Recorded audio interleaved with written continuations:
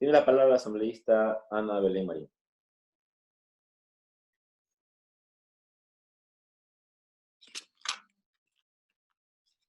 Gracias, presidente. Buenas tardes, estimados colegas asambleístas.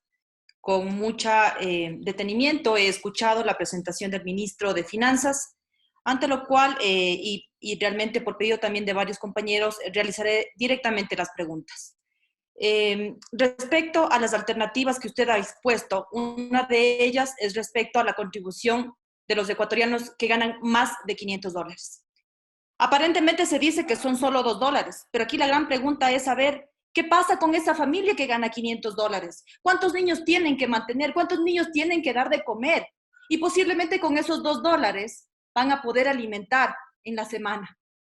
Entonces no podemos hablar solamente desde una proyección que solamente parece o al parecer será algo mínimo. Es un impacto importante y el ejercicio tiene que hacerse de manera minuciosa. Por eso, si bien es cierto que todos tenemos que arrimar el hombro, desde la Asamblea lo hemos dicho con claridad, tenemos y lo vamos a hacer. Sumémonos todos para arrimar el hombro, pero para esto tenemos que saber con claridad cuál es el impacto en el consumo que tendrán en el momento de esta imposición de las contribuciones. Es decir, si en este momento existe esta posibilidad de esta contribución, este impacto es fundamental conocer, porque lo que se va a impactar es no solamente al tema de la capacidad de compra, sino sobre todo el tema del pago.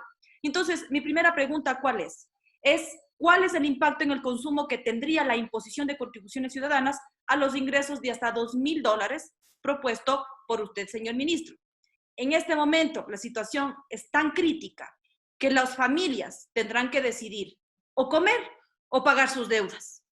Entonces, necesitamos una producción real desde el gobierno que nos digan con claridad a qué líneas se va a fortalecer. Porque no puede ser ahora se congelan los pagos y en 3 meses les dice tienes que pagar, pero resulta que ya van a tener el 50% de su salario o que tendrán que hacer sus aportaciones y ya no van a tener el mismo ingreso. Bajo esa concepción, lo importante aquí saber es que según la presentación que hemos tenido, es que se plantean reducir el salario, por lo que provocará una reducción en su capacidad de compra, pero sobre todo de pago, como ya lo había mencionado.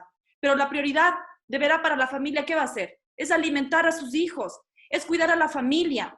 Por lo que yo le pregunto, con certezas necesitamos saber cuál es el planteamiento al cual se quiere llevar a la ciudadanía. Está bien, es correcto el tema de la empresa porque es quien genera el empleo.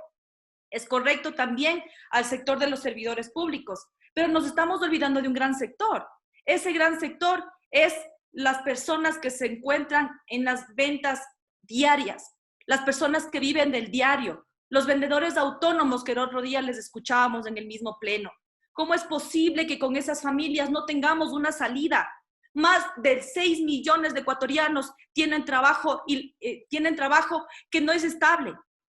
Y entonces necesitamos de alguna manera a estos más de 6 millones de ecuatorianos darles alternativas reales, porque ellos no calzan en el descuento de los $2 si ganas más de 500, porque ellos al día posiblemente puedan tener de 15 a 20 dólares. Y como a ellos les dices, ya tienes que pagar no solamente el arriendo, tienes que además pagar lo que tiene que suceder en la luz, en el tema de los servicios que tienes que pagar adicionalmente. La concepción estamos desviando exclusivamente para 2 sectores y nos estamos olvidando de la gente que a diario necesita comer, que a diario ya no puede salir a ser el vendedor ambulante de las empanadas, que a diario ya no tiene para comer. Eso nos tiene que a nosotros llamar la atención. La gente me escribe y sé que ustedes, compañeros asambleístas, la indignación, el dolor que sienten, es fácil decir, quédate en casa, pero ¿cómo se puede quedar en casa si una familia no tiene para comer? Una familia que tiene de 5 a 10 hijos en una sola casa. Y en este momento ni su padre ni su madre pueden salir a trabajar.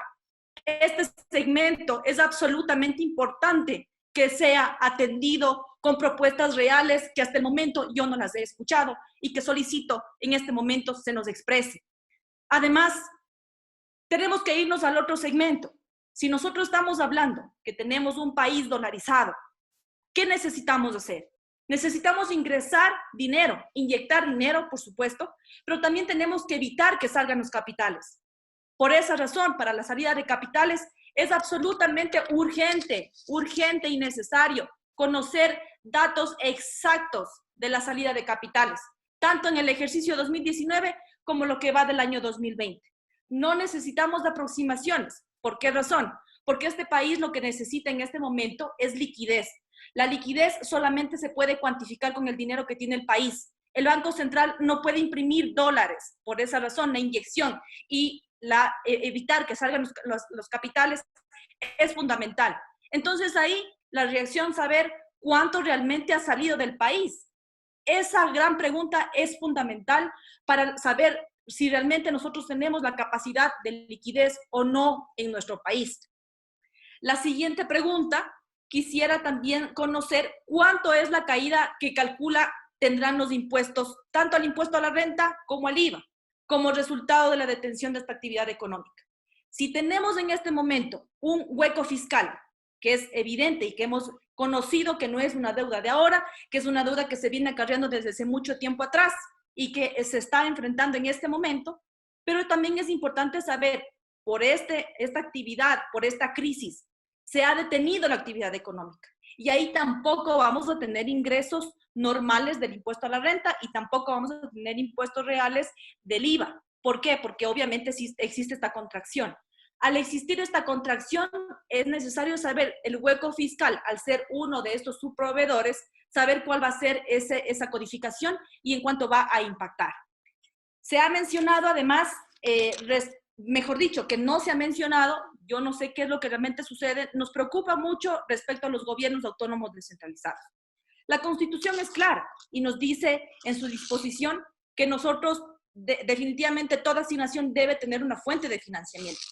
En ese contexto, es importante conocer si es que los gobiernos autónomos descentralizados han contado con todas sus transferencias, cuáles han sido las razones por las que en el caso que no se hayan realizado, o si en el caso que sí tengan todas sus asignaciones, que por favor nos mencionen si esa la fuente de financiamiento, cuál es la fuente de financiamiento de las mismas y si es que todos los gobiernos autónomos centralizados tienen la transferencia que eso así amerita.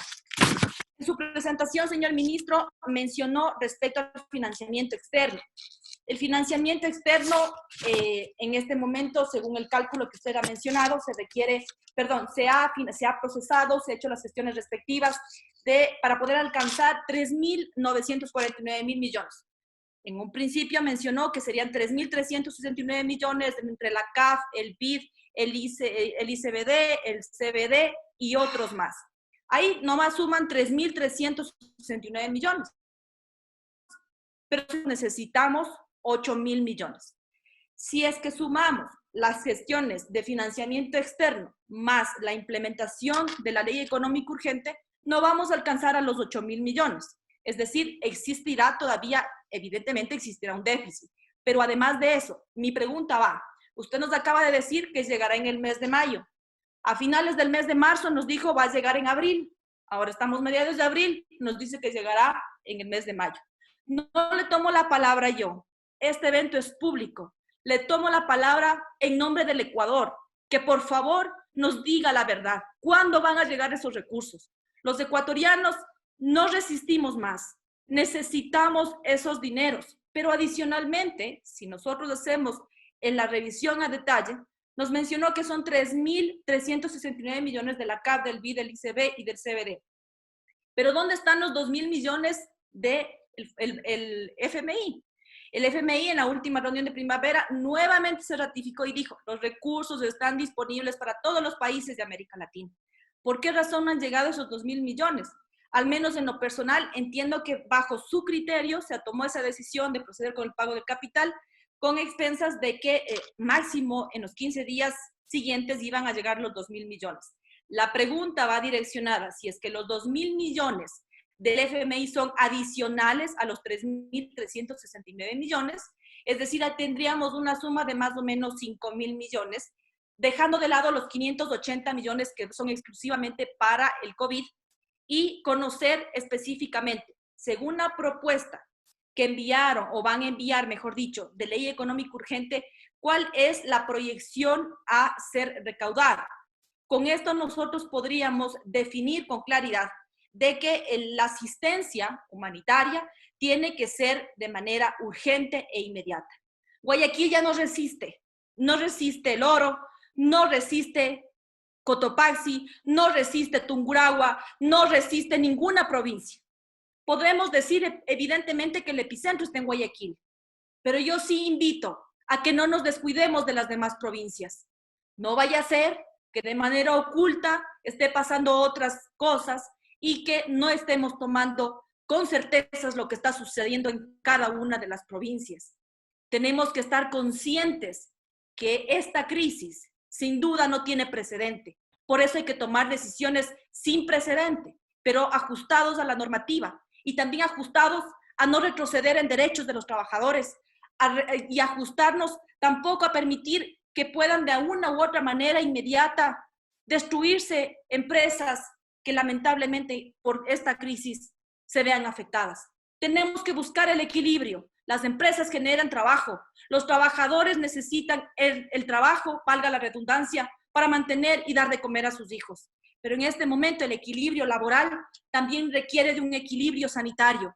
El equilibrio sanitario es que el ministro de Salud, como lo viene haciendo, haga, pero con mayor agilidad. Necesitamos nosotros obviamente desde nuestras casas vemos con preocupación lo que sucede en cada una de las provincias, pero también para todas las actividades que se puedan venir desempeñando se requiere el presupuesto.